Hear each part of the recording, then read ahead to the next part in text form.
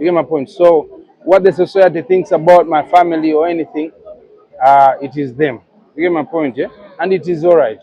Nabagambye era kino kyasigala nkibagamba na Uganda, buli muntu asobola okukola kyayagala. Buli muntu asobola okwogera kyayagala because data waabwe, emwa gyabwe, ne maybe kyensobola okusaba. Osobola okukozesa data wo n'oba ng'olina ekintu kyoyongera ku ggwanga, osobola okukozesa data wo n'oba you're not breaking your building. Because one thing I'll tell you, it will be nice to know that your final destination is heaven. You get my point? So let's be good people.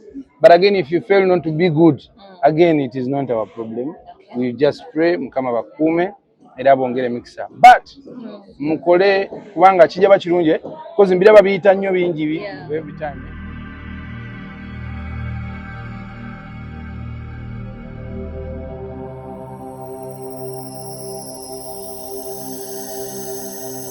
Ground TV 100% entertainment. Mulungi webale kwefaako. Weyagala. Kulaba business etwaleetya. Business entwalira ddala misinde era tekyusangako speed yayo ne twebaza Katonda. Omwana of God gyali ali bulungi, talina mutawaana, Mukama Katonda mukumye bulungi. Era Mukama mulungi, tulindirira just bulamu nakweyongera mu maaso. Batugambye ayo yennaku zino obuyembe tebukyava. Ekitiibwa kya Mukama. Ekitiibwa kya Mukama era emiyembe agifuna mu budde. Michungwa agifuna mu budde, buli kimu agifuna mu budde. Essaawa yonna. Essaawa yonna sikitegeera. Essaawa yonna obuusa ka baby. Definitely buli muntu aki expecting ekyo mu bulamu. Yeah. So you really bitambula bitya long distance ekutwaleetya luli byali bya. Simbi because we have time for each other. Okay. We always see each other whenever we want. So we bless God for that. Okay. So mukwano gwammwe gwa nnyonyi.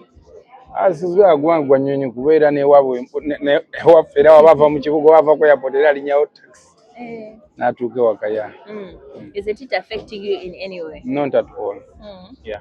Saaba gutya boyinza bagamba kyaba kyo omukwano gwewala. Buli omu anoonye kyawuliramu emirembe. You understand? Saagala olinye boda gye nninyidde. It is better n'ofuna ekintu ky'owuliramu emirembe. Lwakuba saagala nnyo okwogera ku bintu bya mukwano, buli omu alina engeri gy'atwalamu omukwano. But whatever it is, kiwuliramu emirembe, please enjoy it. Okay. Mickey is setting up a concert. Naye tulaba nawe tulinga ali mutusuulirira. Should we expect next year because of the more wedding? Guno omwezi gwali gwange. Ne sacrificing for my brother. Like for the last, I think 13 years, nankola shows, only shows. Since 2012. Jibe myaka emeka? 12, 13, 14, 15, 16, 17, 18, 19, 20. Tuwumulamu wa COVID najja 2023, 2024. Myaka ndowooza nga 12 ankola shows just. So but this time around twagambye November leka tujiwe Mickey Wine. Wanga is my brother. I love supporting him. He's a good guy. So November is all about Mickey Wine at Serena Hotel. Then I'm going to see what I can do, but I can't promise a concert this year. But it's something mumuli bantu bange nyache njo banjulira. Either chiri family oriented or something, but very soon you'll see something because you have been part of me. Okay. Inshallah katulinde. Tutulinde musically, how do you see the business? Probably abantu abasinga business the same because of the era that we are in. I don't believe it. People are streaming the music. Abayimbi bakole music bamuteke online. People are making money, a lot of money from streams. People are getting international shows. Ndaba recently Muganda wa King Satellite wogeranga libwe. So people are making money, people are moving, people are streaming music. So tukole music tulekerawo tuleke kusizinga. We should continue because this is our business. We should continue releasing music. Okay. Looking on King Saho Mogede, who is having a concert probably next week. Walino mchago baita Maureen Nantume. Yes. What comes to your mind? Ulaba bayimbi babiri. Bonaba kali abamu babira bakabi abamusiba kabinga. They're having a concert on the Sunday. Bonna kisoka dala bakabi. Ate bona mikwano jang. King Saha is my good friend. Maureen Nantume ne muyimbi mwagalanya ate mukwano gwange. Buli muntu yenna Uganda mukimanyi tuli bantu bangi nnyo. Nchiwandi Uganda bwe tujja ne tujuza Serena, Uganda tesobola kuggwera mu Serena. So let's go support King Saha and also support Maureen Nantume. Like the way we are going to support this Saturday Mickey Wine. So we can fit in all these venues. Let's go and support. These are our Ugandan artists. Let's support them. Okay. Yeah. Ali yanga ejjo ne leero abantu social media badde bakwetisse nnyo obadde oli mu biraba. They were tagging you in so many videos, so many pictures of no, you. be direct. Ebimu sibiraba goge mazima.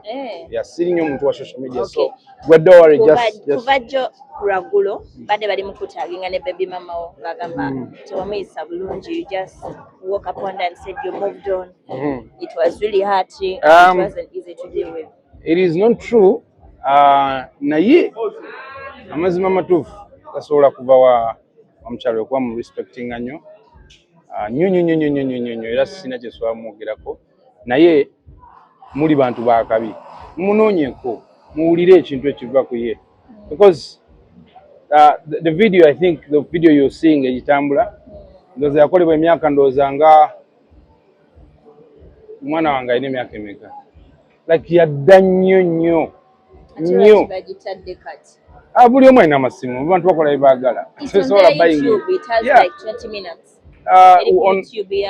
naye nga yadda kale bayinza okuba pastor oba whoever posted it ikwagala because balina data balina essimu balina TV they have everything. Nze mu Uganda siyingira muntu akola kyayagala because sina gwe ngulira data sina gwe nagulira ssimu so people can do whatever they want.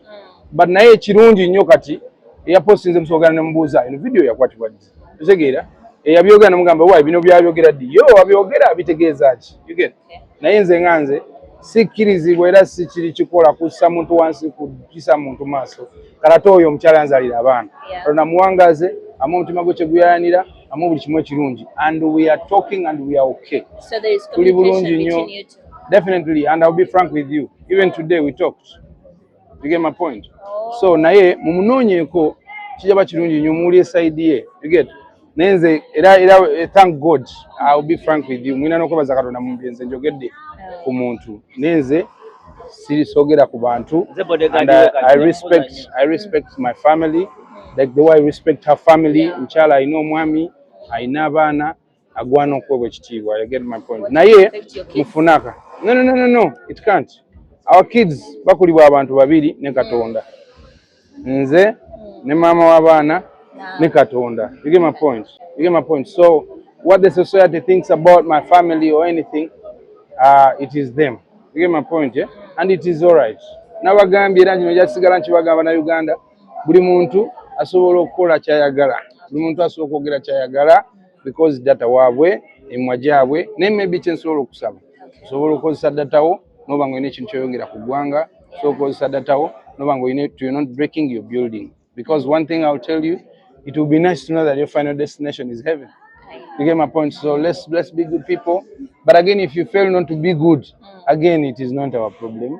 We just pray, mukama bakume, era bongere mixer. But mukole kubanga kijaba kirungi because mbiraba biyita nnyo bingi every time mugendeko mumunoonye. I believe she will give you what you guys deserve. Uncle Levy. Before Uncle Levy ngatana vao. You guys are more informed. What you mbuze ebintu nga you know the person you're talking to. Madam following okuva emyaka 10 you know the person. Yeah. So mwino kujanga temuli bias ngana mukoze research ebintu byasalinga byoka. You know how many people has looked and all that. So yeah, anyway. But let's not talk about my brother. But it's nice. Okay, last message to the kids because people thought you don't love them. My kids, they thought what? Your last message to the kids. My last. Attending in the. No. I don't need to tell them on air. You get. However much my kids have phones, but I can't show my love because of this TV. They know I love them. They know, yeah. Yeah. Album esooka tegenda kubeera na Woman of God ne Kwali, which is going to be coming out very soon, where I want to invite you all, my good people, muje tukwatagane babe nga twokyusa gospel music on another level. I'll promise you this is another level. And together, every knee shall bow. Era bayatule n'akamwa kabwe nti Yesu Kristo alokola era awonya. Album mbiri kati ya Woman of God yo tugireka naye nawe bwo omukisa ndi Woman of God kwena ate gye ngenda osooka ofulumya Kwali Yeah, man. Kati eri eyokubiri district ya Mubabiri. Yeah, nayo gena gwate gwengenda kuyita nnyo simanyi lwaki ontawanya. Jankola olunaku. Ono Kosovo boy no gwe muwulira ayisaamu abe Kosovo oyo waffe. Yajuyisaamu nnyaate naye waffe.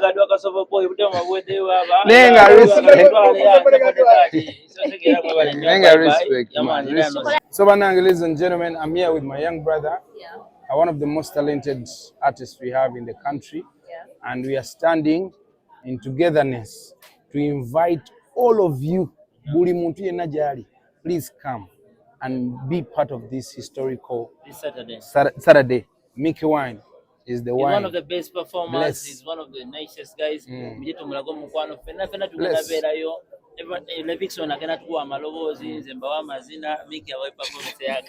So my